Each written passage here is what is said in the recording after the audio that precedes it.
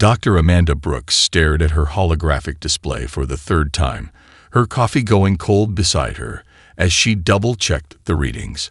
Something wasn't adding up, and in her 15 years as the Galactic Council's lead xenobiologist, she'd never seen anything quite like this. "Starweaver, run the planetary analysis again," she commanded, her voice steady, despite her growing excitement. The ship's AI hummed to life, its crystalline matrix glowing softly in the dimmed laboratory. "Analysis complete, Dr. Brooks. Results remain consistent with previous scans," the AI responded, its voice carrying a note of what almost sounded like curiosity. "Planet designation Sol 3 continues to defy standard habitability models." Amanda pulled up the historical data, her green eyes reflecting the cascade of information. The planet had survived multiple mass extinction events, each capable of wiping out most life forms.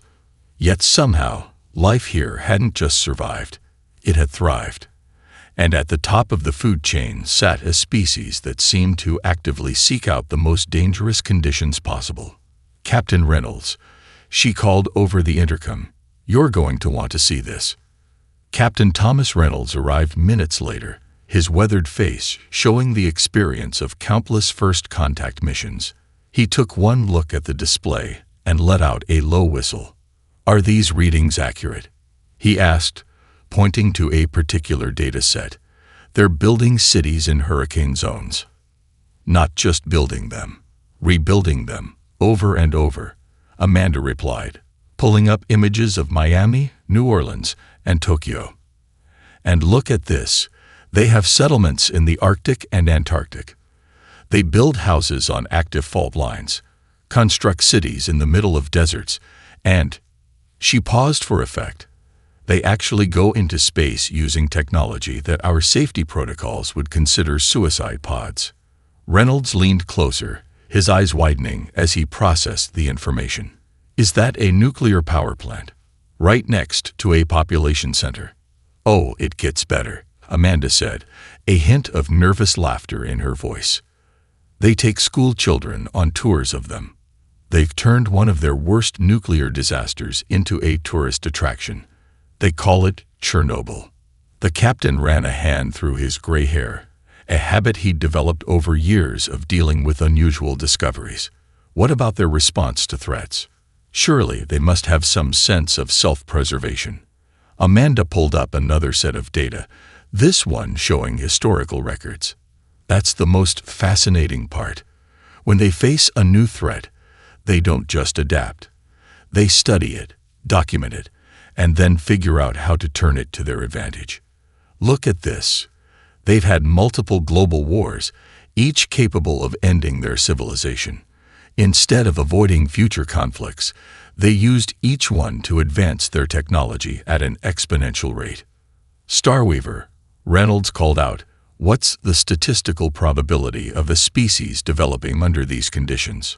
"Calculating," the AI responded. After a moment, it added, "The probability is so low it approaches statistical impossibility. This species should not exist."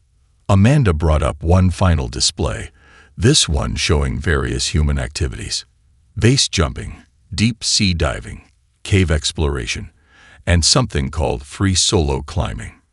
"Captain, they do these things for fun. They've turned life-threatening activities into entertainment." Reynolds was silent for a long moment, watching as the images played out before him. Finally, he straightened up, his decision made. "Prepare a full report for the council. This requires immediate attention. And Amanda," he paused at the door, "mark this planet as Level X anomaly.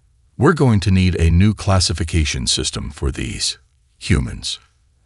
As the captain left, Amanda turned back to her displays, a mix of fear and fascination dancing in her eyes. She had a feeling that this discovery would change the galaxy's understanding of what was possible.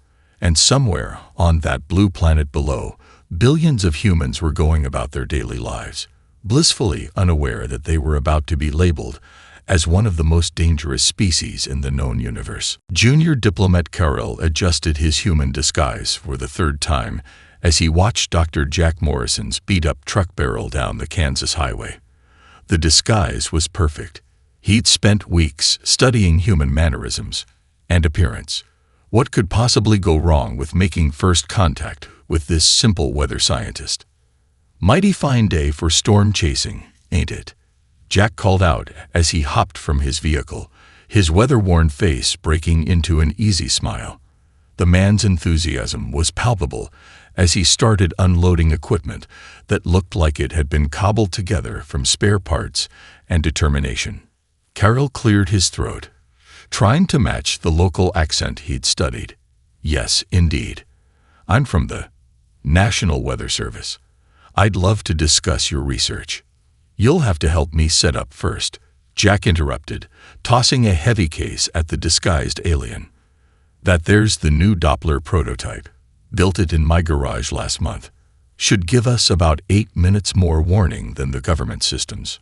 Carroll caught the case, surprised by both its weight and the fact that this simple scientist was casually improving upon national warning systems in his spare time. "You built this yourself?" "Sure did. After last year's close call with that EF4, figured we needed something better." Jack was already setting up other equipment, his movements quick and practiced. "Speaking of which, you might want to secure that case better. Winds are picking up." The alien diplomat looked around, noticing for the first time that the sky had turned an ominous green.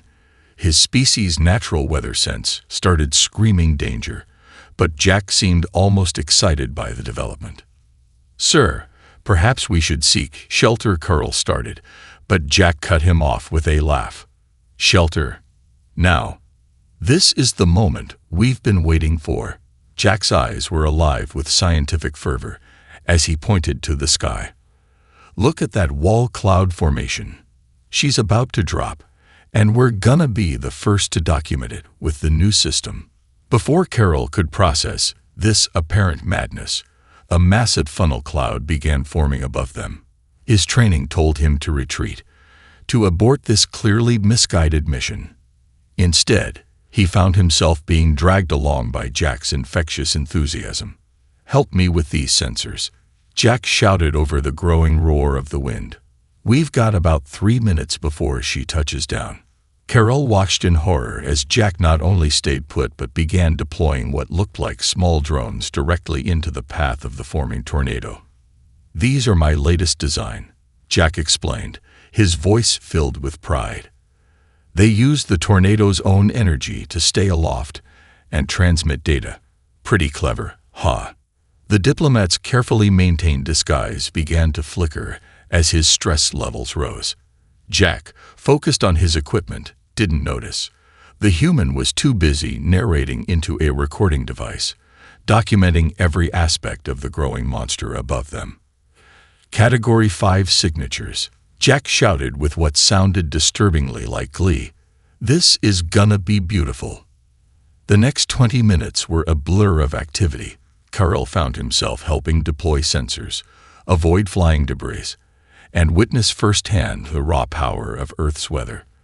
What shocked him most wasn't the tornado. It was how Jack treated the entire experience like a dance, moving with the storm rather than running from it. When it was finally over, Jack sat in his truck, grinning from ear to ear as he reviewed the data. "Best data set I've ever collected," he announced proudly. "And those new drones worked perfect. Want to grab a beer and go over the numbers?" Carroll, his disguise now noticeably glitching, could only stare. You do this for a living?" "Nah," Jack laughed, finally noticing the alien's true appearance through the failing disguise. "This is just my hobby. I actually teach high school science. Speaking of which, mind if I take a picture? My students are never gonna believe I met an alien during a tornado chase." Later, in his report to the Galactic Council, Carroll would write only one line: "Humans don't just study disasters. They chase them. May the stars help us all." The Grand Chamber of the Galactic Council buzzed with nervous energy as representatives from 17 advanced species argued over Earth's classification. The massive holographic display in the center of the room showed various human activities that had been documented over the past month, each more bewildering than the last. They do what they call free diving without breathing apparatus. The aquatic delegate from Meritara Prime asked, their gill slits flaring in distress, to depths of over 100 meters. That's actually one of their tamer activities, Dr. Amanda Brooks interjected, now serving as Earth expert to the Council. Wait until you see what they call wingsuit flying. Before she could play the next recording, the chamber's massive doors swung open. Colonel Emily Winters walked in, her Air Force dress blues immaculate. A slight smile playing on her lips, the council chamber fell silent. "Please, don't stop on my account," she said, her voice carrying easily through the space. "I've been enjoying your discussions about my species for the past 3 months." High Counselor Zexer's upper eyes widened while their lower set narrowed, a sign of extreme distress in their species. "This chamber is protected by the most advanced security systems in the galaxy. How did you reverse engineer them?" Emily finished the question, pulling out what looked like a simple tablet. "The same way we figured out your cloaking technology from the probe that crashed in New Mexico last year, or how we decoded your communication protocols from the signal bleed of your observation satellites." She paused, looking around the room. "By the way, you really should update your encryption. It's only 2048-bit quantum. We cracked that last summer." The chamber erupted in chaos.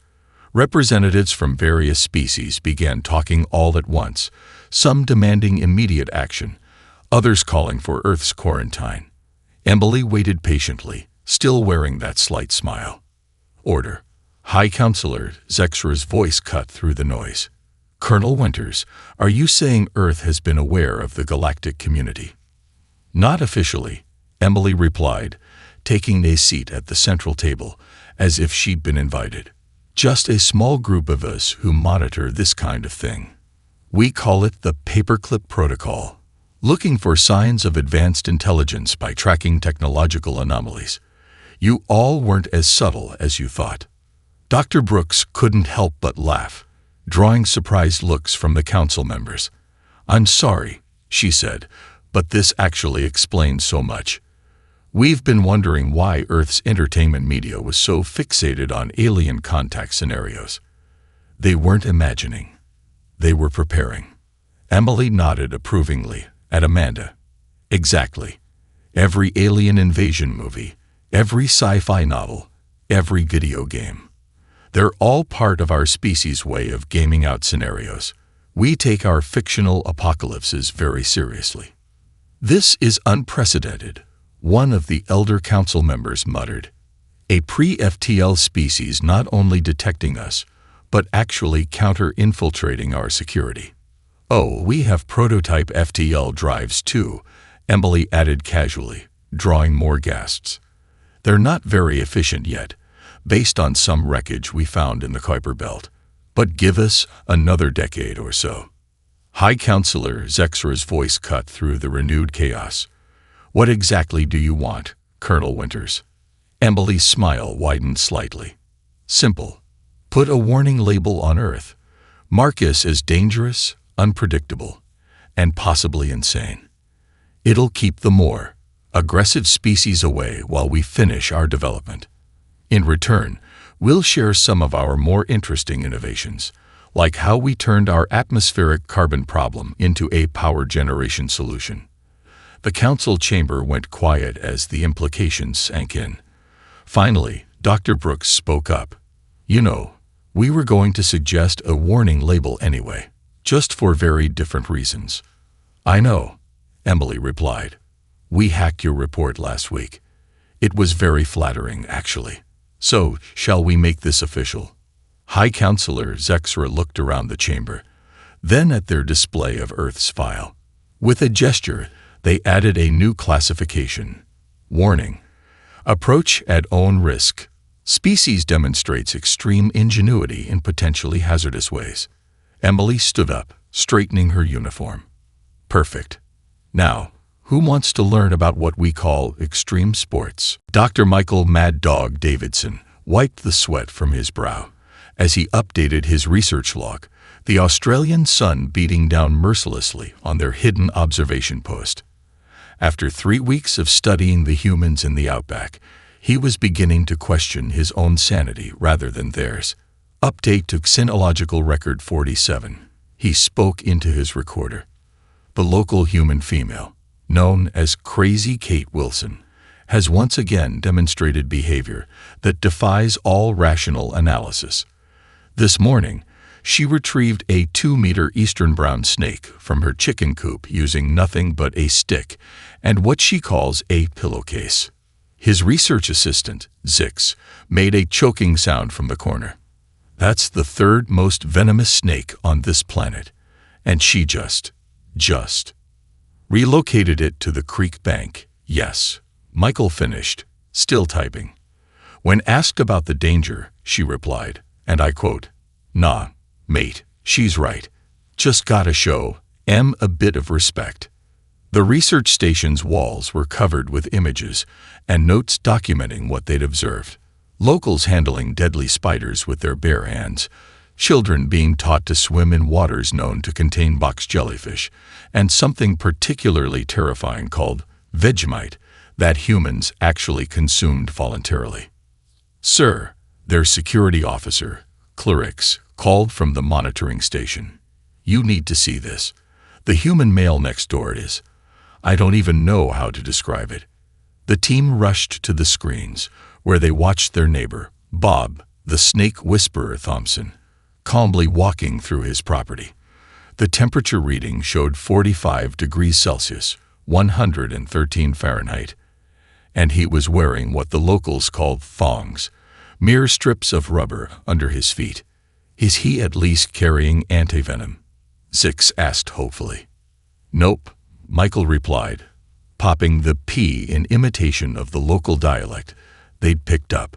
"Just a beer and what appears to be a sandwich." He made another note. Fascinating how they've adapted to consider these conditions normal. Their observations were interrupted by a loud knock on their supposedly hidden door. "Oi, you lot want to come over for a Barbie? Brought too much snags for just me and the missus." The research team froze. Bob's voice was unmistakable, as was the sizzling sound of what they'd learned was an Australian barbecue, a ritual that somehow involved cooking meat in the hottest part of the day. Michael glanced at his team, then at their sophisticated camouflage system. "How long has he known we're here?"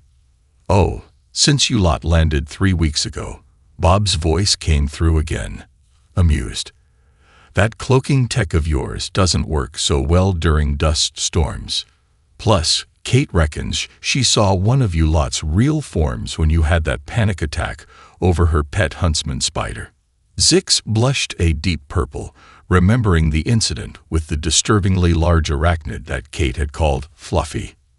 Michael took a deep breath and made a decision. He opened the door to find Bob standing there, tongs in one hand, beer in the other, looking completely unfazed by their alien appearance. "We're supposed to be conducting covert observations," Michael said weakly. Bob laughed. "Mate, if you want to learn about the outback, you've got to get out in it. Besides, Kate's made her famous death by chocolate cake. Reckon that's scarier than any snake we've got out here." As they followed Bob to his house, Michael couldn't help but update his log one more time. Addendum to previous records.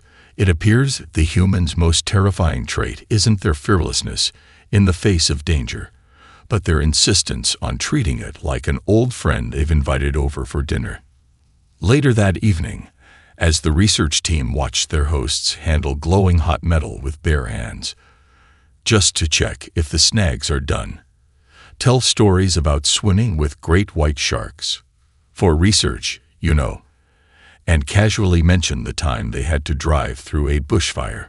Bit warm, but she'll be right. Michael made his final note of the day. Conclusion. The warning label on Earth may need to be upgraded. These people don't just survive in hell. They've turned it into a tourist destination. Lieutenant Sarah Thompson was in the middle of a Dungeons & Dragons campaign when the Krythak ships appeared over Seattle. As her players looked up at the massive vessels through the game store's skylight, she found herself thinking about all those hours spent playing XCOM and watching Independence Day. "Well," she said, standing up from the DM's chair, "I guess those migration protocols we wrote for the local gaming convention might actually come in handy." The Krythak had expected panic when they launched their first strike. Instead, they found themselves facing what appeared to be a pre-planned response from the most unlikely source, the local Comic-Con community. Discord servers lit up like crazy, called out Mike Cyberwolf Rodriguez, his hands flying over his custom-built gaming PC. "We've got 3,000 gamers and cosplayers online, all reporting ship positions. The EVE Online Guild is already running battle simulations based on their movement patterns." Sarah watched as the massive alien ships tried to establish a blockade over the city. Her mind raced through every sci-fi scenario she'd ever gamed out. "They're using a standard orbital containment formation," she muttered, "just like in Mass Effect 3. "Their shield frequency is cycling," called out Jenny Park from her station at the ham radio setup. The former NASA engineer had been working on software-defined radio projects in her spare time. "It's actually pretty similar to the theoretical models we discussed at last month's science fiction writers' workshop." The Krythak's first mistake was assuming Earth's communications would be easy to disable. They hadn't counted on the fact that every major city had multiple backup networks run by gaming communities, amateur radio enthusiasts, and people who just really like to be prepared for the zombie apocalypse. "They're starting their ground deployment," Sarah announced, watching the tactical display they'd cobbled together from traffic cameras and drone feeds.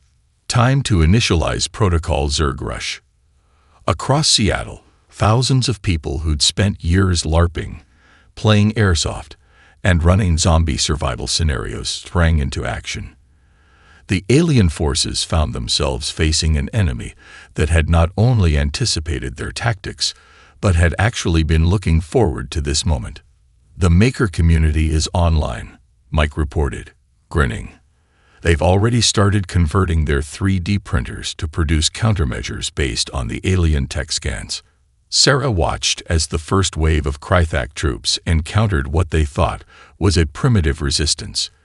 Instead, they found streets filled with improvised EMP devices, thanks to the local robotics club.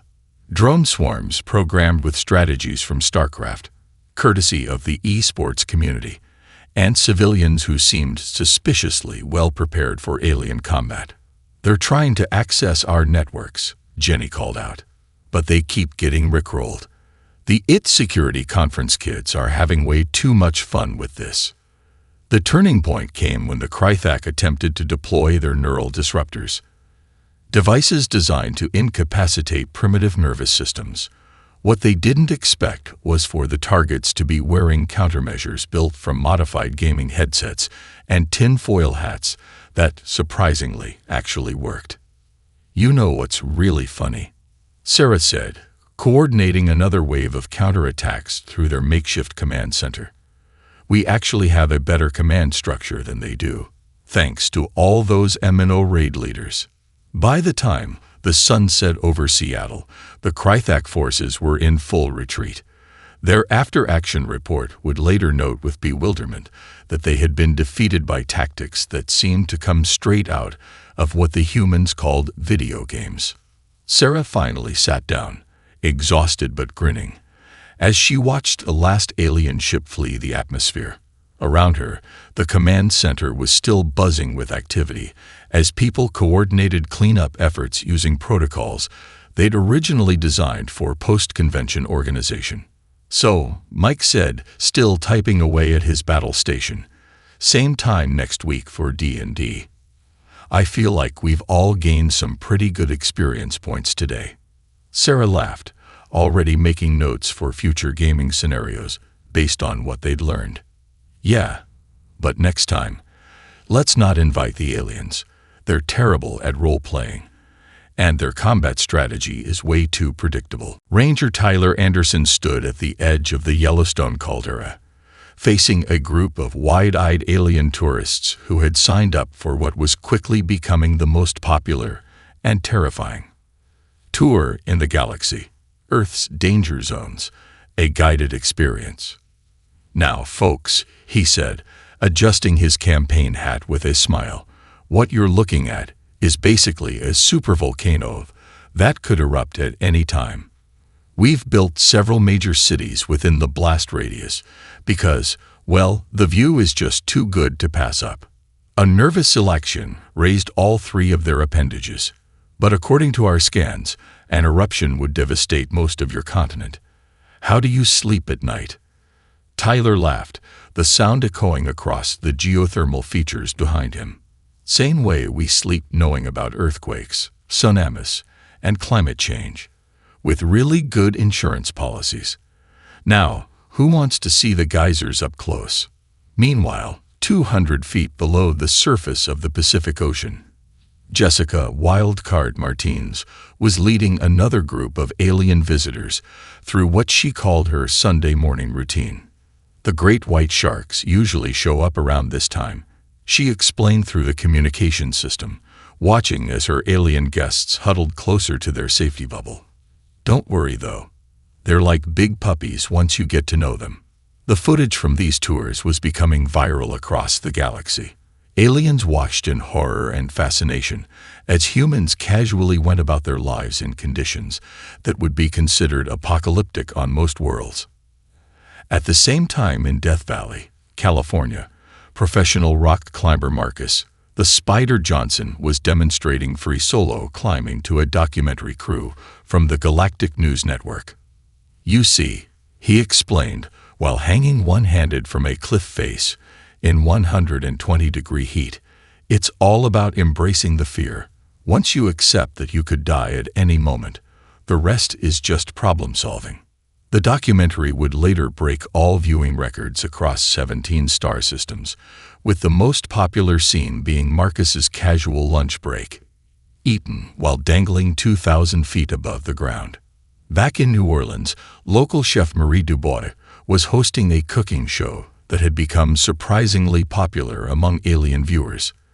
The concept: cooking with Earth's most dangerous ingredients. "Today, we're working with ghost peppers," she announced to her interstellar audience, handling the infamous capsaicin bombs with bare hands. "And yes, these could theoretically kill you, but they make the most amazing hot sauce." The show's rating system had to be modified after several alien viewers fainted during the pufferfish sashimi episode. In the Arctic Circle, climate scientist Dr. James Frost Cooper had turned his research station into what he called an extreme weather experience center. Alien visitors could pay to experience Earth's most brutal weather conditions firsthand. "And this," he said, standing in a -40-degree blizzard wearing what he insisted was just a light jacket, "is what we call a mild winter day in Minnesota."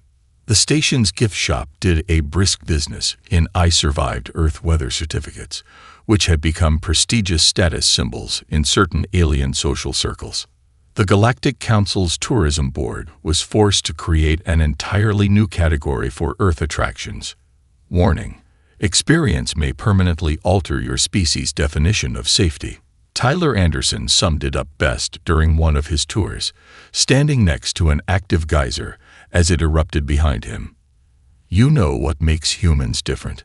It's not that we live in dangerous places. It's that we've figured out how to give guided tours of them. Now, who wants to see where we keep our nuclear waste?" The warning label that once marked Earth as a death world had become something else entirely: a tourism advertisement. And humans, being humans, had already started printing t-shirts that read, "Earth, where your species' nightmare is our weekend hobby." James "Lucky" Harrison stood in the command center of the Proxima Centauri colony, watching multiple disaster scenarios unfold on the screens before him. The colony's main reactor was going critical, their atmospheric processors were failing, and a solar storm was about to hit. To the alien officials around him, it was the end of their world. To James, it was Tuesday. "All right, people," he called out, his voice cutting through the panic. "This is nothing compared to the Chennai flood response of 24. First things first, who here has playing cards?" The alien officials stared at him in confusion until one junior engineer raised their hand. "Perfect," James said, already moving to a planning table. "We're going to need them for the reactor core. Trust me on this one. I once saved a nuclear plant with nothing but a deck of cards and some bubble gum." His Earth response team was already moving, each member taking charge of different areas with the kind of calm that only comes from regular exposure to catastrophe. Sarah MacGyver Rodriguez was converting kitchen appliances into emergency power regulators, while Mike, the Storm Davidson, was using his hurricane experience to reinforce structures against the coming solar winds. "Sir," one of the colony's leaders approached James, all four eyes blinking rapidly in distress. "Our protocols don't cover this kind of multiple failure scenario." James laughed, actually laughed, as he laid out the playing cards in a complex pattern. "That's your first problem right there. You're too attached to protocols. Humans, we write protocols expecting them to fail. Then we improvise." The next 12 hours became legend in Galactic emergency response training. The Earth team not only saved the colony, but did it with such style that 3 different species requested permanent human disaster consultants for their worlds. "The trick," James explained later, as they watched the reactor core stabilize thanks to an improvised cooling system made from playing cards, kitchen foil, and what he swore was the colony leader's ceremonial headdress, is to stop seeing disasters as the enemy. They're more like really enthusiastic dance partners. In the medical bay, Dr. Lisa Patch Thompson was teaching alien medical staff how to handle multiple crisis casualties using techniques she'd learned in Chicago's emergency rooms. "You've got to flow with the chaos," she demonstrated, using a broken coffee maker to create an emergency filtration system. "The second you fight it, you've already lost."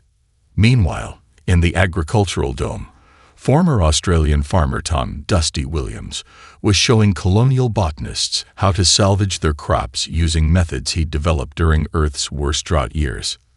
"See, your problem is you're too gentle with them," he explained, as he practically bullied a dying plant back to life. "Plants are like Aussies. They get stronger when things get tough.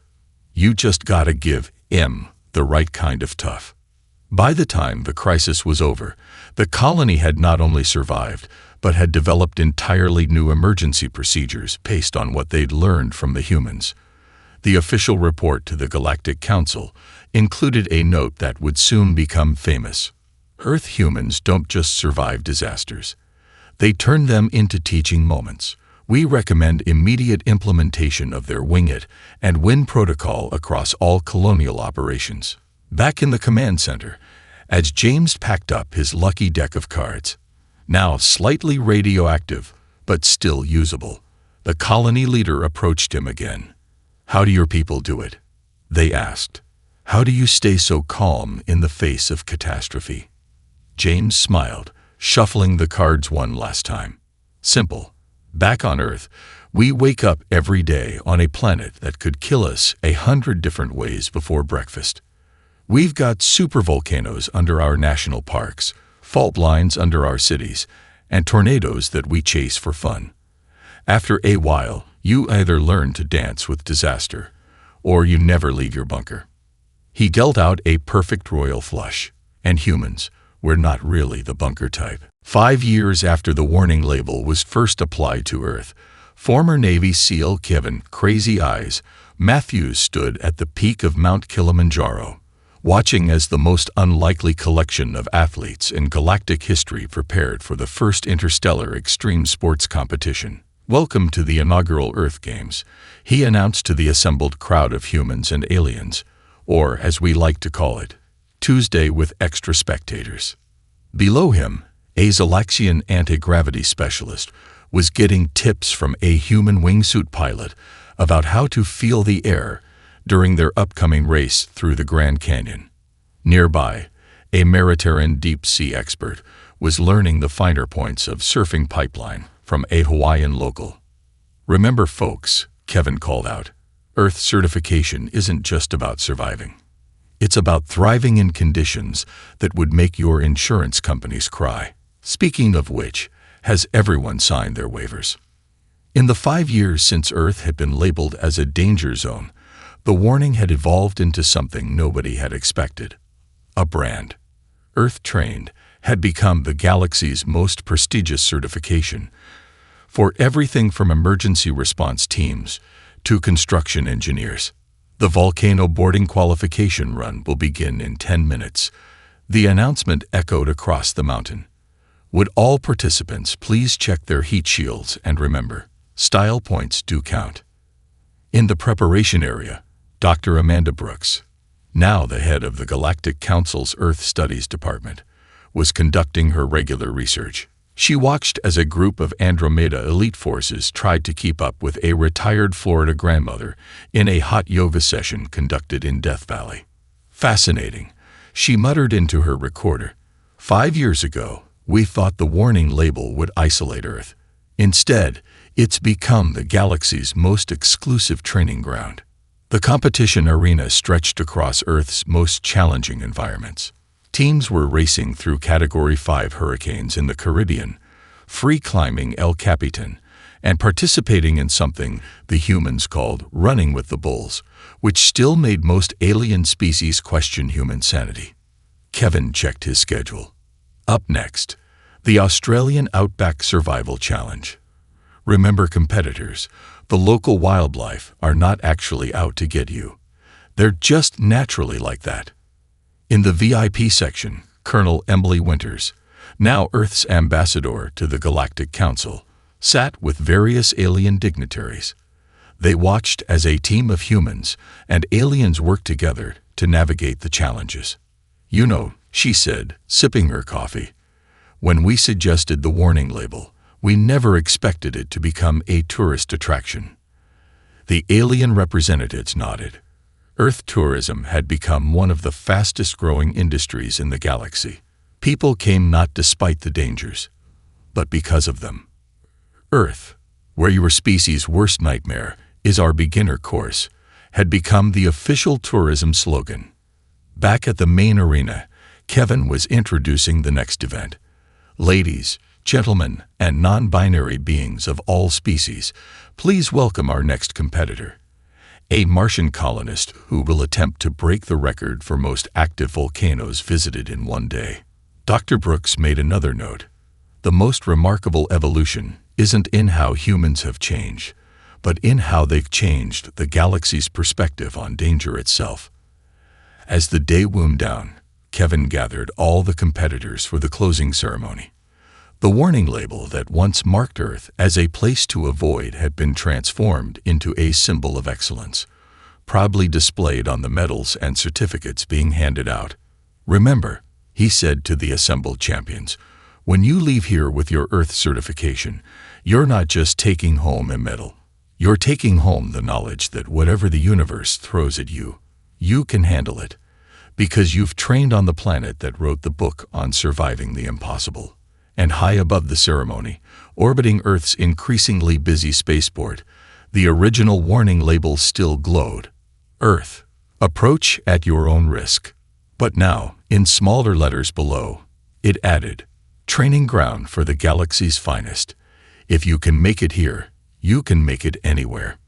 Dr. Brooks made her final note of the day.